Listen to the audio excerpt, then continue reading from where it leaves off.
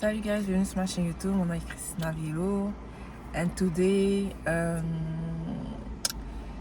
just want to share with you something personal. Comme si rien n'était, comme si ce que je partageais n'était pas déjà personnel, là. Mais en fait aujourd'hui, je voulais vous partager un peu sur mon livre, Le Papillon Noir. FYI, I don't have my AirPods, j'ai pas mes écouteurs, so je suis désolée pour le son. Je trouve que quand j'ai mes écouteurs, le son est meilleur. Mais ouais, j'ai comme la boîte, mais mes écouteurs, je les ai pas mis dedans. So, ça m'énerve un peu déjà que en ce moment, I feel sad a little bit. Actually, I just feel sad. Et je me suis juste j'ai conduit, je me suis juste arrêté quelque part, je me suis pris une petite boisson, un petit sandwich, j'ai mangé. J'ai écrit et tout, but I really feel the need de juste me connecter avec ma petite communauté qui commence à grandir petit à petit sur YouTube. Et I'm so grateful for you guys. Merci vraiment de like, de partager, de commenter mes vidéos et de vous abonner à ma chaîne. Ça montre vraiment que vous résonnez avec mes mots, que vous résonnez avec mes expériences aussi. Et qu'on peut juste se rejoindre, se connecter d'une quelconque manière. Mais oui, aujourd'hui, je voulais vous parler de quelque chose qui était, je dis vraiment personnel parce que everything that I do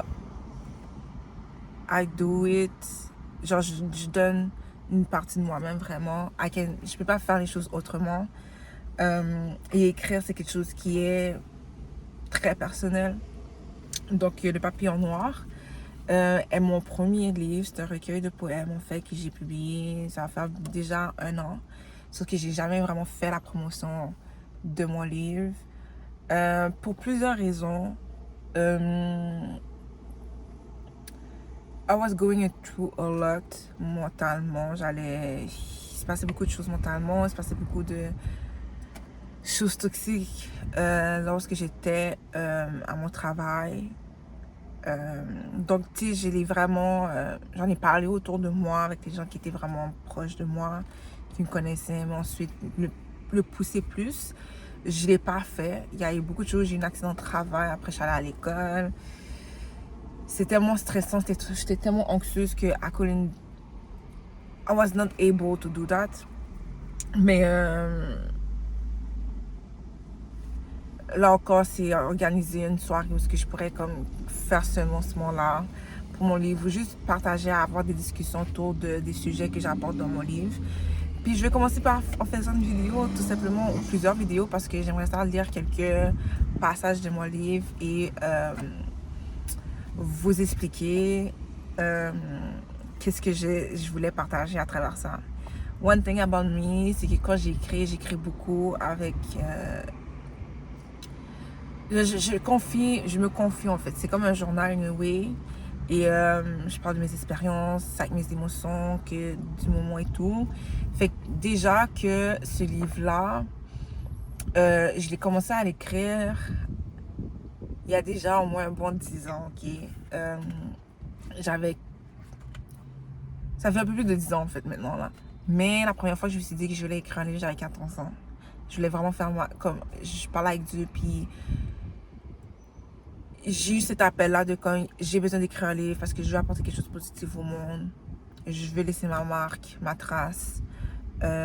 Et à first, mon livre, c'était pas du tout un recueil de poèmes que je voulais faire. Mais c'est vraiment en grandissant à travers les expériences qu'il y avait beaucoup de choses, d'émotions que j'avais besoin d'exprimer.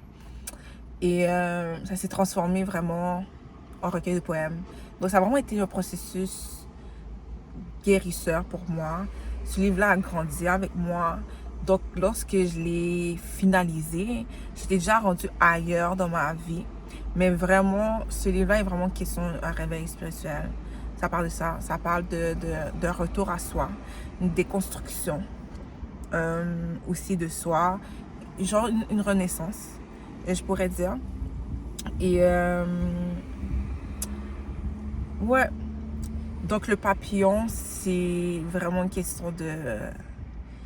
c'est beaucoup, le papillon il est représenté aussi par la transformation. Fait que c'est beaucoup de transformation que je parle. C'est pour ça que je disais réveil spirituel, parce que on voit à travers mes mots que il y a ces connexions-là qui a toujours eu lieu, mais qui grandit en profondeur aussi. Et c'est vraiment bizarre pour moi de parler de ça.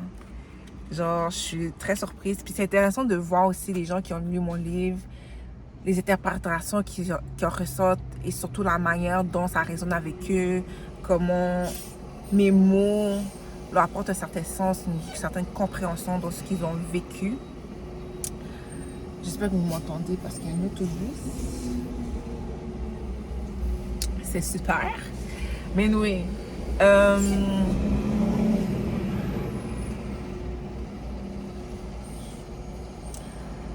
Ouais, donc c'est ça. Fait que je vais commencer par le prologue. Je vais vous lire le prologue. Et d'ailleurs, vous pouvez trouver mon livre sur Amazon. Donc le prologue va comme suit. Dans la nuit, mon père me transmit sa vision. Sur ma tête, il mit une couronne cornée, enfila mes pieds de sabots, m'emmena sur la montagne et offrit ma chair. Car le jour, sous mon âme saluée, un monde me dénigrant se leva. Je l'ai intitulé Bélier en sacrifice. Donc déjà là, par le prologue, qu'est-ce que je voulais dire vraiment par ce passage-là, c'est comme un double sens en fait. Et le double sens va comme suit, c'est que en fait, quand je dis mon père, je parle de Dieu. Et dans mes croyances à moi spirituelles, bon, first thing first, moi j'ai un background catholique et je suis haïtienne, donc if you know the thing, notre spiritualité, il y a beaucoup un mélange avec le christianisme et le vaudou. D'ailleurs, peut-être que je devrais faire une vidéo éventuelle sur vraiment la spiritualité haïtienne, parce qu'il y a beaucoup de choses à démystifier. Il y a eu beaucoup de, comment dire, il y a beaucoup de misconceptions. Je sais pas c'est quoi le mot français, ça ne me vient pas, mais il y a beaucoup de stéréotypes, de mythes, même à l'intérieur de notre propre communauté, malheureusement, à cause de l'esclavage, la colonisation et tout. But that's another subject, guys. Et je préfère être transparente. En fait, je veux juste être intègre. C'est juste plus pour moi que je dis ça, là. Mais anyway, I really don't care. Like, ici, c'est un safe space. Peu importe en quoi tu crois, at the end of the day, on vit tous d'une seule source. On est tous une manifestation d'une seule source. Okay? On vit tous dans un écosystème. On est tous là pour apporter quelque chose les uns les autres. So, I really don't care what you believe in. Juste, ayez du respect pour l'un et l'autre. Ok, on a tous une vérité propre. C'est important qu'on se respecte tous dans notre vérité, you know. But anyway, back to it, guys, back to it. Donc, quand je parle de mon père, c'est que dans ma croyance, l'âme choisit de venir sur Terre pour vivre certaines expériences, pour guérir, you know. Mais l'expérience humaine n'est pas toujours facile. But that's the thing, though. That's why we're here. On a cette force-là, on croit en nous assez, on croit assez en nous pour se dire, ok, je vais vivre certaines expériences sur cette terre, j'ai choisi ça. Mais quand on vient ici, on oublie qu'on est réellement nos dons, notre connexion. Donc il y a aussi le libre arbitre qui joue. Il y a certaines leçons qu'on va être en mesure de maîtriser, de comprendre, certaines guérisons qu'on aura complété, d'autres non, et it's okay. Des fois, on prend totalement un autre chemin, et quand ça arrive, ben, c'est entre nous et Dieu. Donc oui, on va vivre certains karmas, que ce soit positif ou négatif, et le karma d'ailleurs. Je ferai une vidéo là-dessus aussi. But anyway. Et moi, je sais que j'ai choisi de venir sur Terre juste pour avoir du fun, vivre, apporter de l'amour, de la positivité. Et ça a comme été une sorte de don de moi-même. Parce que c'est quand même une bataille de préserver son innocence, de préserver l'intégrité de son cœur dans un monde qui est très chaotique, qu'il y a beaucoup de tiraillements entre le bien et le mal. Et vraiment tout ce développement de développer son discernement, etc. C'est comme un champ de bataille, in a way. Mais je le fais dans l'amour, par amour, pretty much. Et je parle beaucoup de sacrifice dans ce passage-là, en fait. Parce que avant, je croyais que se donner, c'est de se sacrifier. You know? Mais on n'est pas supposé de se sacrifier. Et l'autre sens, c'est qu'en écrivant ce passage-là, je pensais à mon père. Mon père, c'est un homme qui a toujours été très dépendant, travailleur, mais d'une certaine manière où j'ai pas ressenti nécessairement sa présence émotionnelle. Donc, pretty much, moi, enfant, j'ai dû grandir très vite parce que mes parents, en fait, pouvaient pas s'en à certaines mesures émotionnelles. Donc, j'ai tout de suite été mis vraiment dans la jungle et compris que je devais me débrouiller tout seul. Mais peu importe ce qui m'arrivait, j'avais toujours cette vision-là, cette approche-là de, you know what, de voir la positivité dans les choses et garder mon amour. Donc, c'est ça le double sens, en fait, de mon prologue. Je sais pas si c'est clair, though, but je parle beaucoup. But it is what it is. Vous me direz, si vous lisez mon livre ou si vous avez déjà lu mon livre, quelle a été votre interprétation des choses par rapport à mon prologue. Fait que le premier chapitre, ça s'appelle L'ombre de l'esclavage coule à ma peau. Bon, first thing first, one thing que j'aurais voulu, parce que je l'avais modifié, mais finalement, je sais pas ce qui s'est passé. La modification n'a pas eu lieu. Je vais écrire l'homme de l'esclave collé à ma peau. It's okay. Fait que c'est mon premier chapitre de mon livre parle vraiment du fait de la réalité en tant que noire, en tant que femme noire. Et genre ma perception des choses, comment je me sentais, c'est juste moi dans ce monde-là où que tu comprends que c'est même pas juste une question de différence. Juste être-toi peut créer un problème. Juste être-toi peut être une menace pour autrui d'une manière qui est bizarre. Te mettre en danger. Parce que autrui n'est pas capable de te respecter dans ta dignité ni reconnaître la beauté de ton existence. Which is crazy. But je suis en train de voir qu'est-ce que je voudrais vous lire.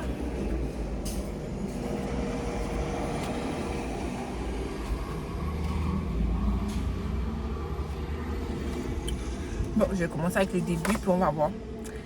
Ce que tu me montres n'est pas ce que je vois. Ce que tu me souffles à l'oreille, je refuse de l'embrasser. J'ai presque cru en toi. L'essence de nos êtres ou sa raison d'être, dans l'écart de nos souffles, dans le silence qui s'installe, dans les mots confiés, dans cette vie humaine, ces présences mystiques hors de portée si proches. Je n'ai plus de mots comme je n'ai plus de bouche. La parole, je l'ai scellée pour cesser le laisser aller de mon être qui rêve, un cœur ébranlé de mon violé, le viol d'une femme. Femme et noire, une damnée. Je suis porteuse de fardeaux passés récents.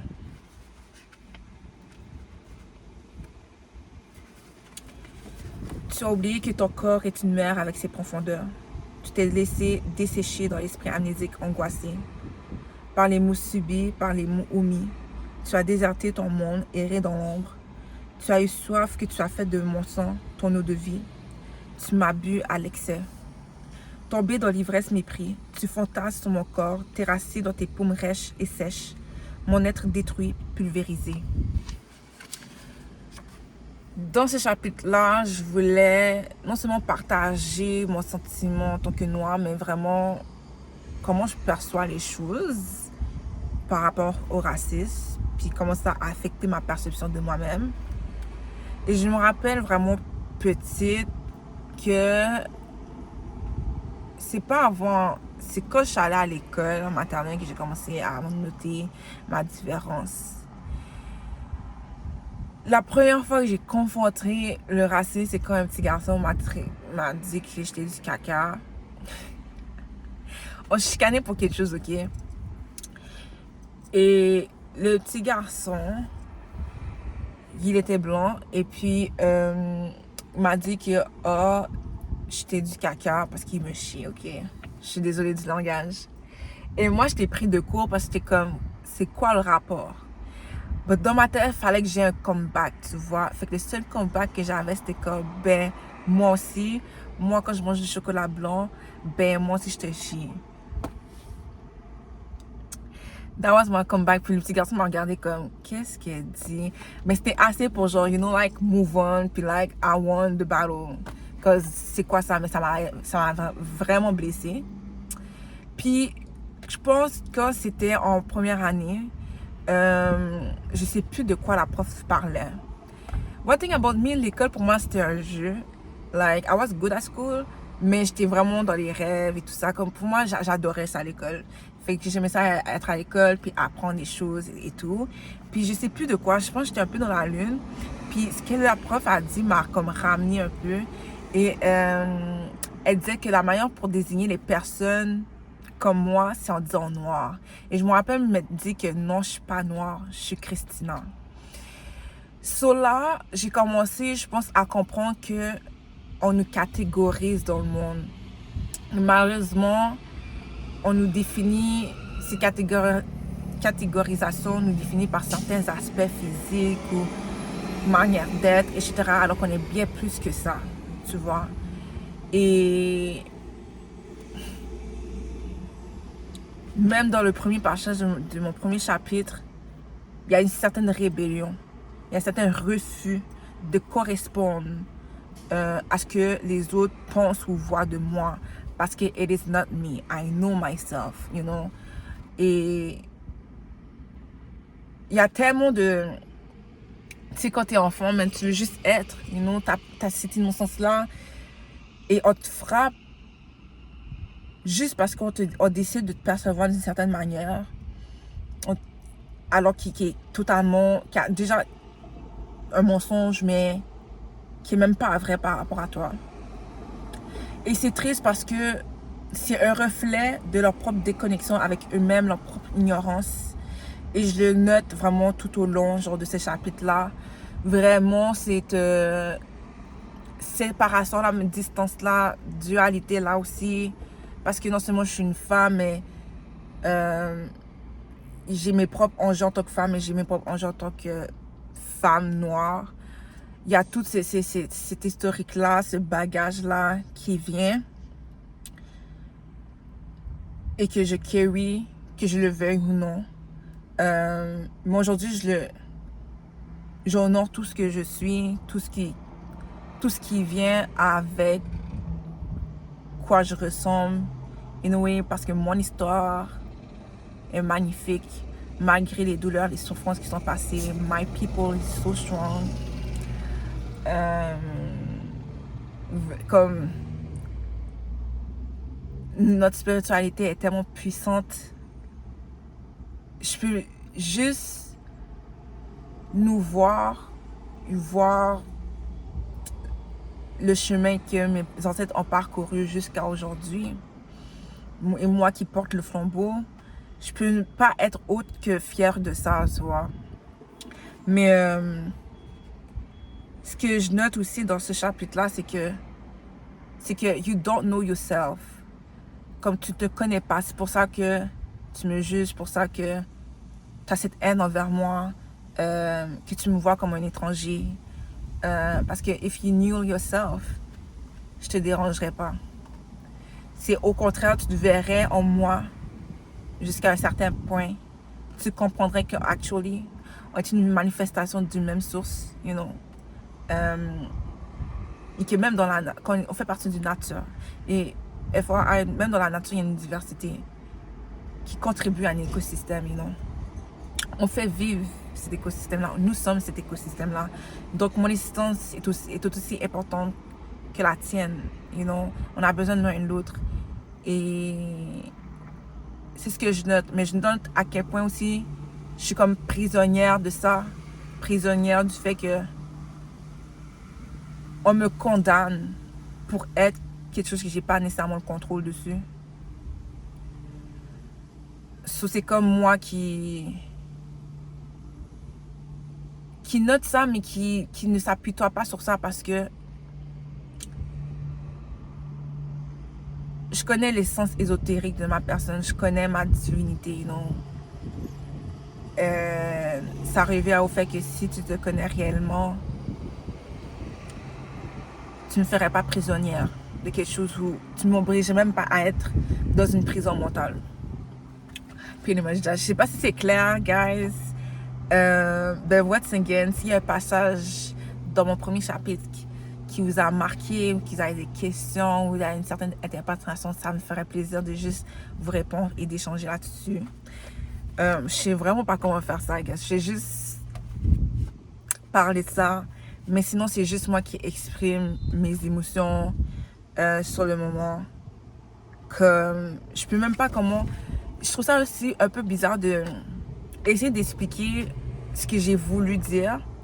Parce que c'est juste ça vraiment, ce que j'ai voulu dire. Dans le sens, toutes mes émotions, tout ce que je ressens, tout ce que j'étais... Comment je m'approche, il est là. You have it on paper. You know, there's no like in between lines. À quelques exceptions près. Mais tout ce que je dis est là, tout est noir sur blanc.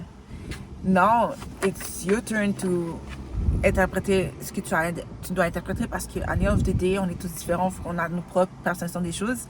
Donc, mes mots, je les écris, mais vous pouvez le recevoir de manière différente. So, c'est juste ça. Le deuxième chapitre s'appelle « Mourir pour aimer ». Et mourir pour aimer, c'est vraiment un chapitre où je parle de ma relation avec mes parents. Mes parents ont divorcé lorsque j'avais 9 ans. Et pour vous mettre en contexte, tu sais, je suis pas la seule là-dedans, mais quand on est enfant, on s'associe beaucoup à nos parents. Et moi, si vous commencez à comprendre un peu genre qui je suis, mais j'ai vraiment un côté vraiment les lunettes roses, un peu fleur bleue. Et petite, it was really like, je voyais comme le monde vraiment comme une opportunité pour grandir, puis still till this day, I'm like that. Mais vraiment, genre j'avais vraiment une vision naïve que tout le monde est gentil, on est tous là ensemble, you know, dans une même vie, on est là pour avoir du fun, on est là pour grandir. J'avais hâte d'être adulte.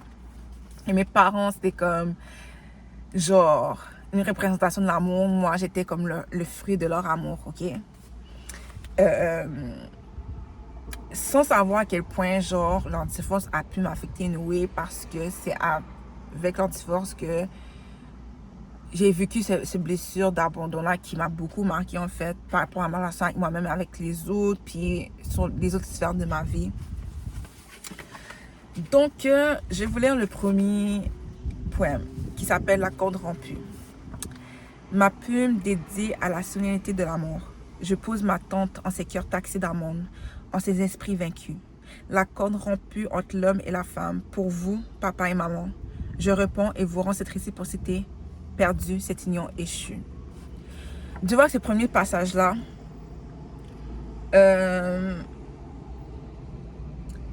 vous pouvez comprendre que j'ai déjà cette blessure-là du guérisseur.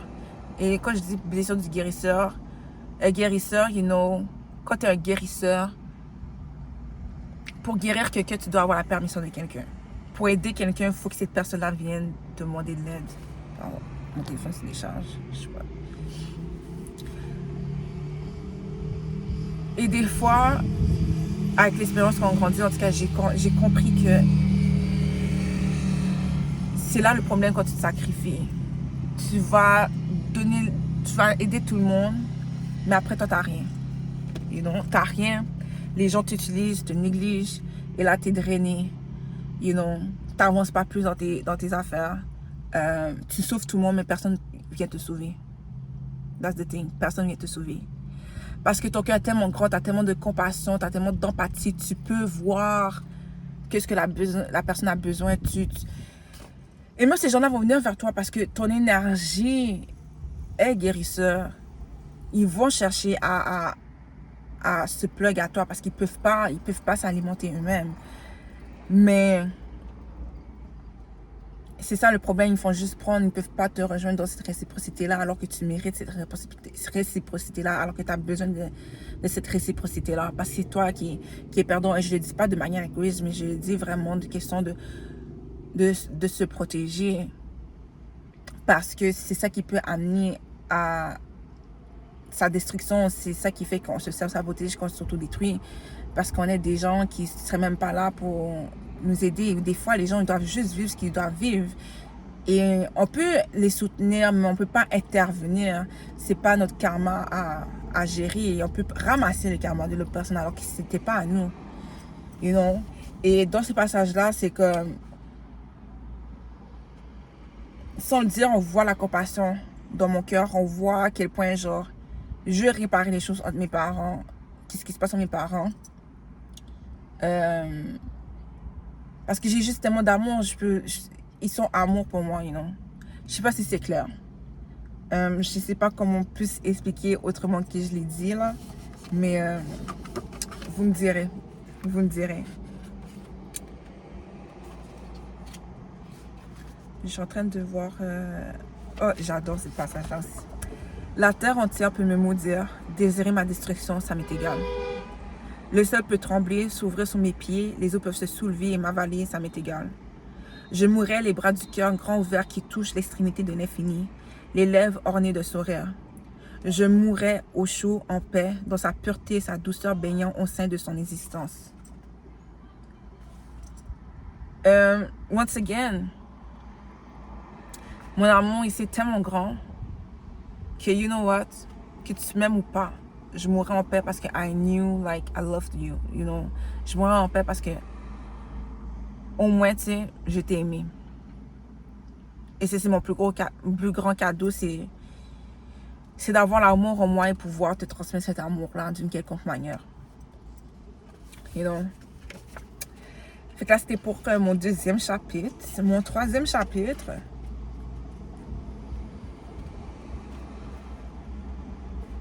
s'appelle Incendie. Et ce chapitre-là parle de ma première expérience avec un homme. J'étais relativement jeune, j'avais 17 ans et lui il avait 22. Une expérience très toxique.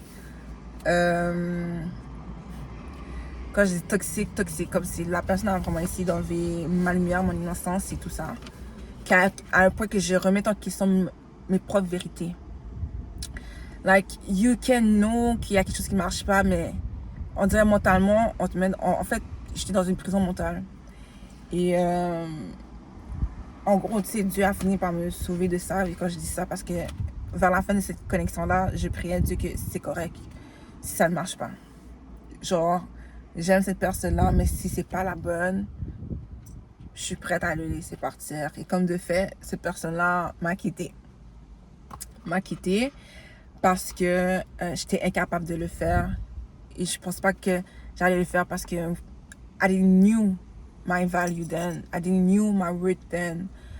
Et la protection vient vraiment de plusieurs formes. Mais la prière, man, it's everything. En tout cas, dans tous les cas, j'ai arrêté de parler en pile. Je vais vous lire un peu mon chapitre 3. Invisible dans un monde visible, le cœur amoureux et persistant m'en guide le véritable amour. Je m'abandonne à la grâce. J'aime dans la sensibilité, la mutualité, la réciprocité où libre, je cultive l'intimité, où mon être se voit l'inconditionnalité, et dans la foule, je cherche ma moitié. Son nom annonçant mon salut, pour une jeune fille de mon statut, mon cœur a chaviré pour un homme de la majorité.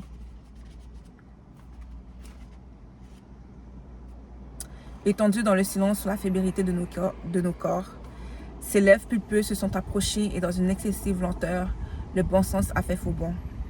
Nos lèvres entrelacées sont devenues fiévreuses, désireuses, et le cœur est sorti de sa cage.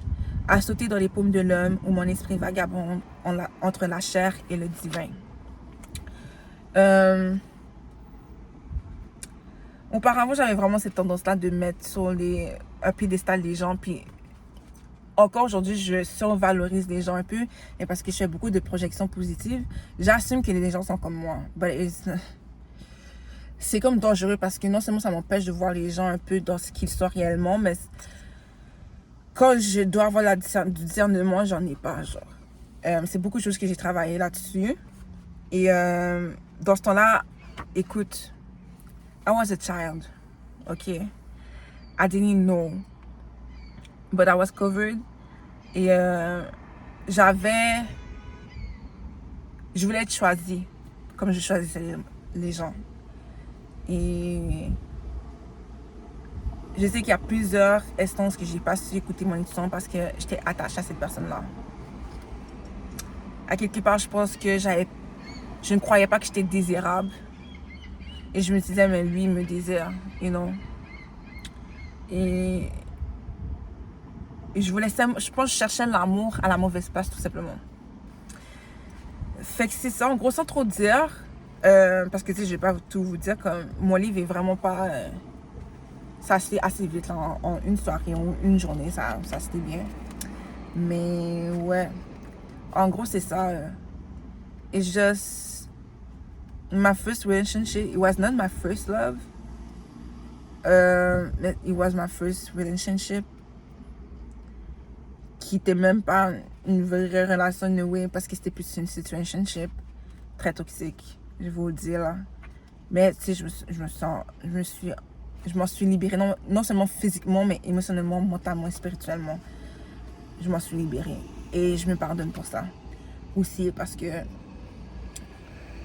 à un certain point, lorsqu'on vit certaines choses, puis qu'on se voit que ça ne nous sert plus, mais qu'on décide de rester parce qu'on est cette personne-là, etc., c'est là qu'on contribue d'une certaine manière à notre propre souffrance. Et parce que I just didn't know better, I stay much longer qu'est-ce que je devrais rester. Et je me pardonne parce que vraiment, j'avais juste l'intention d'aimer vraiment sincèrement. Mais parce que je ne savais pas comment, je ne me voyais pas ma juste valeur, tu sais, je suis restée là-dedans. Ça a pris du temps pour m'en remettre, mais tu sais, je m'en suis sortie pour de vrai. Et c'est là que mon réveil spirituel aussi est arrivé. Sinon, seulement c'est des régénérations là qui se passent, mais ces connexions là qui s'est vraiment formée avec moi-même. Et j'ai appelé mon 4e chapitre la mort, parce que c'est comme une mort. In a way, like une sorte de réincarnation. Tu quittes une certaine version de toi-même, tu grandis dans une maturité. Et des fois, cette maturité-là te demande d'enlever certaines mauvaises herbes, you know, qui créent des trous. Et là, tu dois apporter quelque chose de nouveau, faire quelque chose de nouveau, grandir. Puis là, ça devient un peu sombre.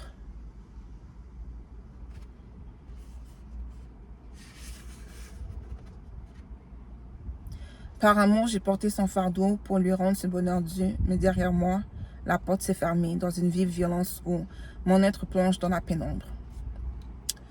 Dans ce passage-là, ce que je voulais dire, c'est que souvent, le fait d'avoir aimé, c'est ce qui a créé mes plus grandes pertes. C'est bizarre à dire, mais it is what it is. Fait que donc, je parle de cœur brisé. OK. Et à chaque fois que j'ai le cœur brisé, je me suis toujours sortie plus victorieuse après ça, effectivement. Mais la douleur qui vient avec le fait que I just wanted to love you. You know? La douleur de... C'est pas nécessairement... Well, I think it's that, actually. Il n'y a pas de cette réciprocité-là. Ou bien tu te rends compte que... You see people, but people doesn't see you. So, vous pouvez même pas être dans ces mêmes fréquences-là, cette vibration-là. Vous pouvez même pas share cette présence-là qui est l'amour. Et bizarrement, c'est ça qui m'a fait sentir isolée, incomprise. Mais qui a été une sorte de... En fait, qui a été une protection, mais dans le moment, j'ai pas vu ça comme une protection parce que... When you love tout simplement. You know. Le pont s'est effondré, je n'ai plus de repères. J'ai perdu un ami et moi-même. Qui aimait, qui m'aime. J'ai simplement voulu aimer en paix, sans contre-coup. Je pense que j'ai rien besoin de dire là-dessus. Comme, it is that, genre. Être choisi puis choisir. Comme, faire cette danse-là ensemble qui est l'amour, qui est la vie. Ouais. Puis ça va en descendant. You know.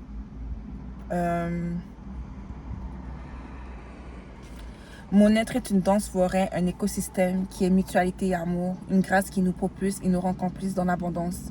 Le savoir, l'être. Seulement j'ai déchiffré la terre. Oups, pardon. J'ai déchiffré la forêt. Rompu mes racines dans une tempête émotionnelle. Je me suis contemplée dans l'incendie et la sécheresse. Mon être carbonisé, je n'étais plus que fruit inculte et terre inféconde. Dans cela, je parle comment j'étais responsable aussi de ma propre souffrance, mais il y a une sorte de renaissance aussi qui arrive.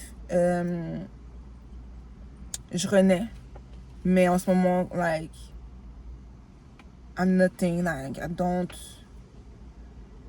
Il y a comme un cycle qui se forme, mais en ce moment, je suis comme en train de mourir. Puis il y a une personne qui m'a dit, qui m'a marqué, qu'il y a comme une sorte d'espoir dans ce poème-là, parce que ça laisse, comment je pourrais dire ça, la place à quelque chose de nouveau.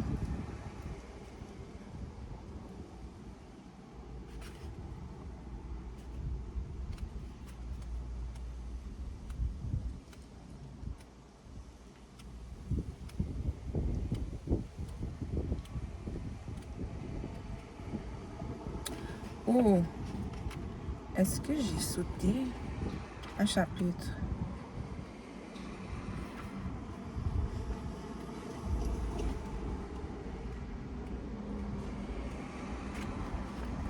Ça se peut que j'ai sauté un chapitre, guys.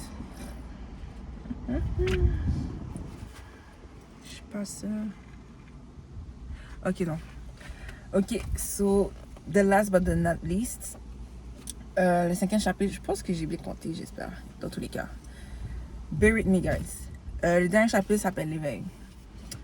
Et là, c'est où ce que... Ce chapitre-là où ce que je me reconnecte à moi-même, je retourne...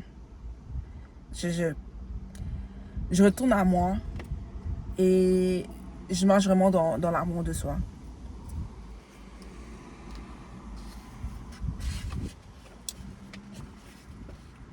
Sur la tête, mon casque de corinthien. J'habille mon corps d'une cuirasse métallique. D'argent, mon épée, je l'empoigne. Sous les ailes de Michael, à la face du monde, je me présente. Là, on peut voir la force. On peut voir que j'ai repris mon épée, que je me relève, en fait. Et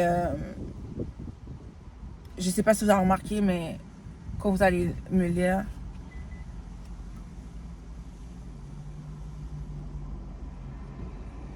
quand vous allez me lire, vous allez voir que ma spiritualité est là tout au long de mes mots.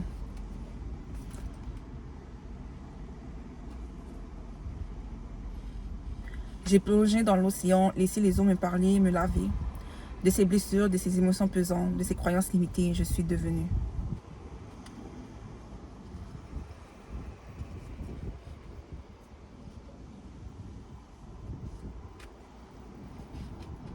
À travers les yeux de l'âme, je réponds, j'agis, je vole.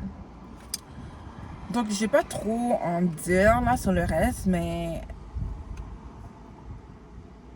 Ouais, that's my book, guys. Et l'épilogue, j'ai un épilogue qui dit: dans la nuit au matin, ma mère m'a accueilli, ouvert les portes de la terre, ma naissance, une initiation. Ma mère m'a transmis la voix de la rébellion. L'amour dans toute sa puissance, une place pour mon être divin, humain. Et je l'appelais je suis. Puis il y a encore un double sens là-dessus. Quand je parle de la mère, je parle de ma féminité, la terre-mère, la création en tant que telle. Comment la vie est une sorte d'initiation spirituelle, et pas une sorte, est une initiation spirituelle. On est là pour grandir et traverser à travers certaines leçons. Mais aussi ma relation avec ma propre mère, qui, comme je disais plus tard avec mon père, j'ai aussi vécu une sorte d'absence émotionnelle. Mais où j'ai appris aussi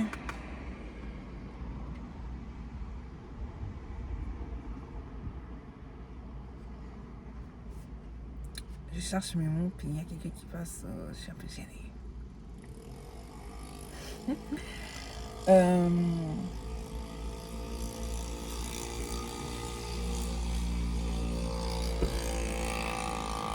Tu m'as plutôt poussé en fait. On m'a beaucoup poussé à être ma propre personne, à être dans mon indépendance, puis à me découvrir, aller à l'intérieur de moi-même. Anyway, parce que j'ai toujours été poussée à chercher à me comprendre plus, à être dans l'introspection. Donc c'est aussi ce dernier point, c'est aussi comme une introduction à mon prochain livre. Que j'ai déjà commencé à assembler les idées, mais j'ai pas encore commencé à l'écrire.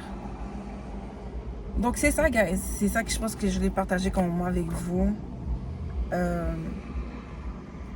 On s'appelle Le Papillon Noir. Ça, je pense, une centaine de pages, mais plus, je dirais, une dizaine plutôt là, parce qu'il y a des pages blanches aussi. Mais c'est ça. J'espère que vous avez aimé cette vidéo-là. J'espère que vous avez aimé votre lecture. Si vous décidez de lâcher mon livre, si vous avez lu mon livre, j'espère que vous avez aimé la lecture. N'hésitez pas à partager cette vidéo-là. Aussi à partager, bien entendu, vos impressions, vos interprétations. Donc, likez, commentez, partagez cette vidéo-là. Abonnez-vous à ma chaîne. Et on se voit bientôt, guys. Prenez soin de vous. Ciao!